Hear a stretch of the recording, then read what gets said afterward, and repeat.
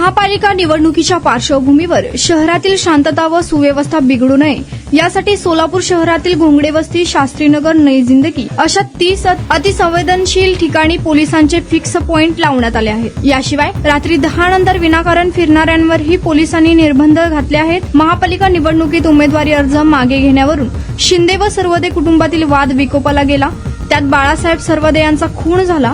याशिवाय शुक्रवारी भवानीपेठ परिसरात देखील गोंधळ झाला होता। निवडणुकीत उमेदवारी न मिळाल्याने अनेक जण नाराज असून अनेकांना पक्षाने डावलल्याने अपक्ष उभारावे लागले आहेत। प्रचारादरम्यान 2 गटात वाद होऊ शकतात। या पार्श्वभूमीवर पोलीस आयुक्त यमराज कुमार यांनी सर्व पोलीस अधिकाऱ्यांची बैठक घेतली, त्यात त्यांनी रात्र गस्त प्रभावीपणे करावी, रात्री 10 नंतर विनाकारण फिरणाऱ्यांवर लक्ष ठेवून कारवाई करावी, अतिसंवेदनशील ठिकाणी विशेष लक्ष द्यावे अशा सूचना केल्या आहेत। त्यानुसार शहरातील विजापूर नाका, MIDC, सदर बाजार व जेल रोड, जोडभावी पेठ, सलगर वस्ती, फौजदार चौडी या 7 पोलीस ठाण्याच्या हद्दीत अंमलबजावणी सुरू झाली आहे।